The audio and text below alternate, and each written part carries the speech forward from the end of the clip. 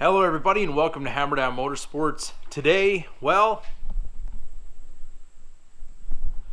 a big box has arrived and it kind of looks in a little rough shape, but I hope everything inside is in good condition because we have another mod to put on the 2017 Camaro SS. So we actually have 3 things we're going to be doing on this car in a very short amount of time. So those of you who are kind of waiting for the next mod, you're going to have a whole lot to watch in a very short amount of time. So we're going to get this unboxed right now and see what we got.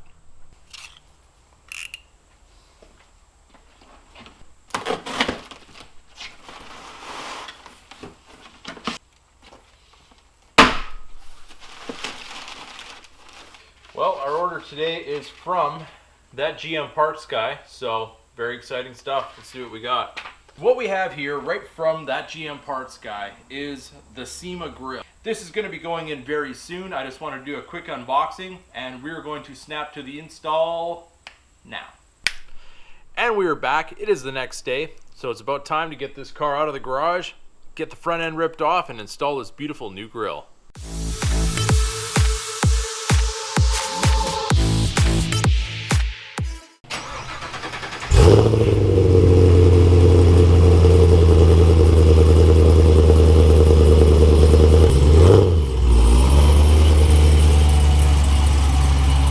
Well, the first step in installing the Heritage Grille or the Sema Grille on the 2017 Camaro SS is, well, ripping the entire front fascia off the car again. And if anybody's watched the flow tie video, you might be asking yourself, why didn't you put that grille in when you had the front end of the car off in the first place?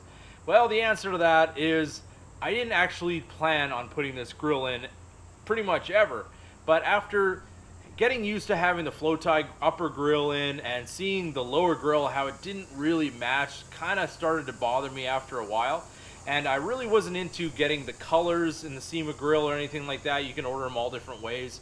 So eventually I just kind of broke down and I bought the nice black, solid black painted grille, and that's what's going to take the place of the factory one. And now we're going to have a nice matching lower grille for the upper grille. So let's get this thing torn apart, and we do have a surprise that we're going to be doing in addition to just this grille install, so stay tuned for that. Okay, we got the car jacked up. Now the first step to this job is always take the front tires off, because no matter how much you fight it, you're going to end up having to do it anyways, and it makes your life so much easier. And if you're going to be taking wheels and tires off your car a lot, one of these Milwaukee 1/2-inch impacts are a definite must-have. Okay, we got our jack right here and our jack stand right there.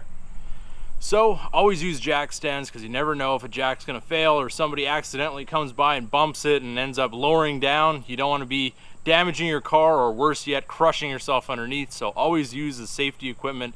Jack stands are always a must. Okay, we got all the bolts out. This front fascia is ready to come off.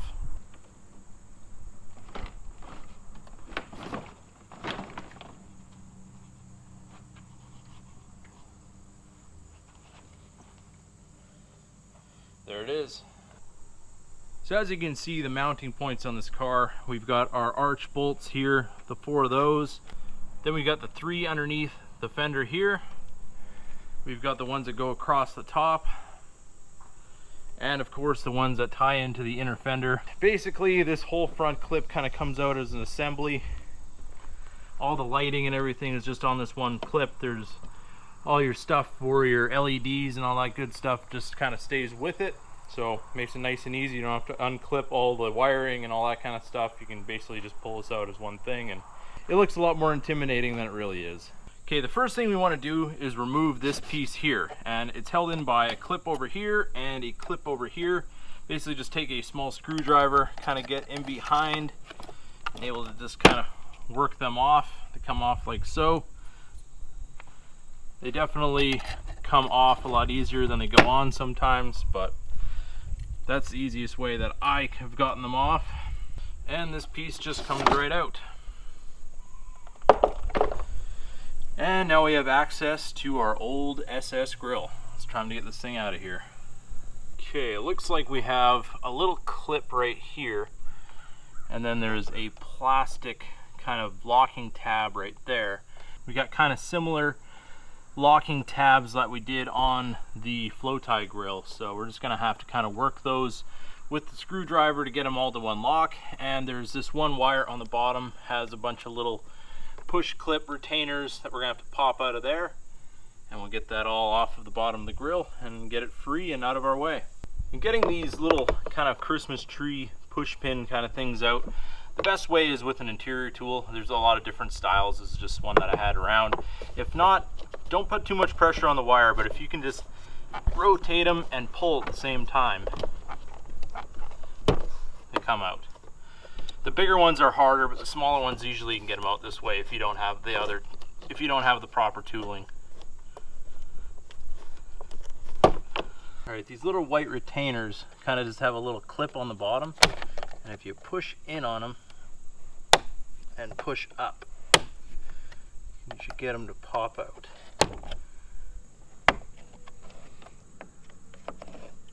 Just like that. Okay, I found that there are two more of these little tiny clips kind of hidden underneath there on one of the tabs. So there are 4 of these in total, and then we have the 2 white tabbed ones as well.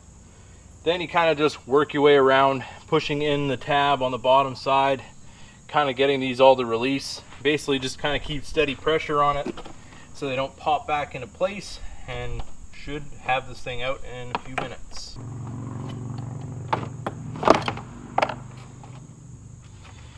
There it is. The stock SS grill is removed. Okay, here's a look at our grills side by side. This is the new Sema grill with a nice open weave pattern. And this is our stock one, which I'll be more than happy to not have in the car anymore. So they do give you these little corner pieces, and these kind of just fit in behind the grill.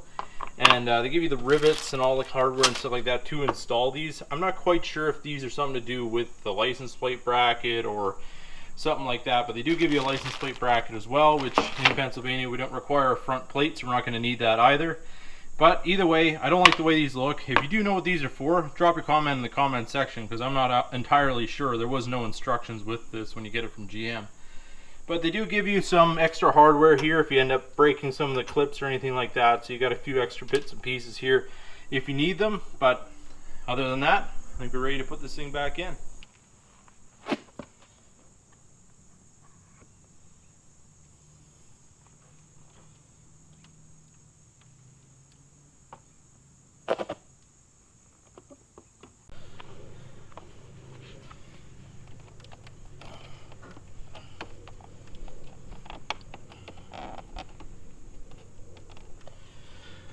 Okay, we got it all snapped in place, and I'm going to be honest with you, the way that this thing is, I don't know if it'd be easier to do without the splitter on, because the splitter actually makes this whole bumper a little bit more rigid, and I had to fight in a few spots to get this thing to snap together, but after a little bit of perseverance, we got it where we needed to be.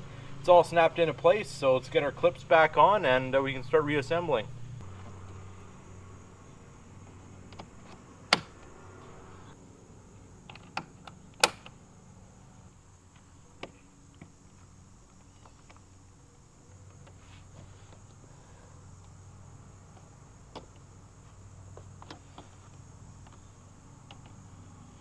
Okay, we got our 4 metal snaps in place. We got our little plastic ones up on top here replaced, and now it's time to put the inner bumper back on.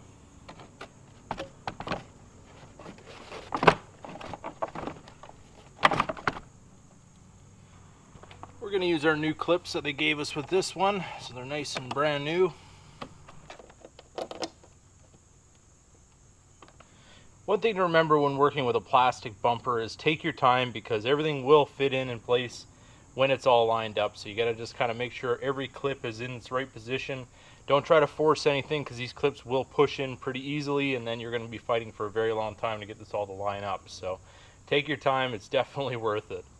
Alright, so now that we got everything put back together, we're going to do the little surprise. So since the front end is off, we could actually get to the back side of the flow tie. Now, for those of you who don't know, I do have a show lighting kit that I installed under the hood of this vehicle, and I'll kind of go through an overview of that once we get this all put back together. But what I have here is about a 4-inch LED light strip that hooks into the system that I have underneath the hood. So what we're going to do is we're going to put one light about here, and we're going to put another one underneath right about here. So basically, as you can see, it is about the same length as the flow tie. So we're going to have here at Hammerdown Motorsports the very first flow tie glow tie, or glow flow tie, or flow tie glow tie, whichever you want to call it.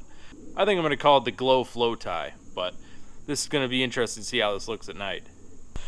Alright, so we got the LEDs kind of mocked up just for now, just to make sure they work, because obviously you don't want to have the entire front fascia back on the car and find out that the LEDs aren't working. But we got our cord kind of running out here right now.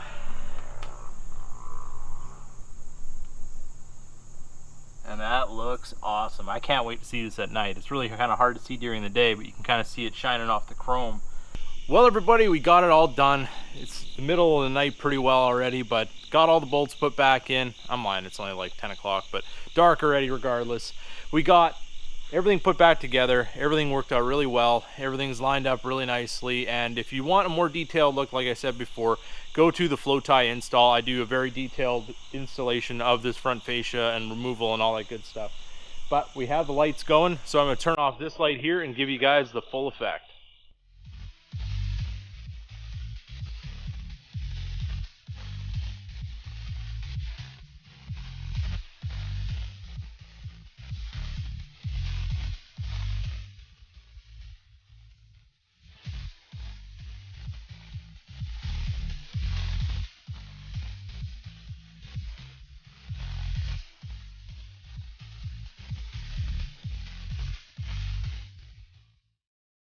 Well, everybody, that is the Sema grill installation on the 2017 Camaro SS.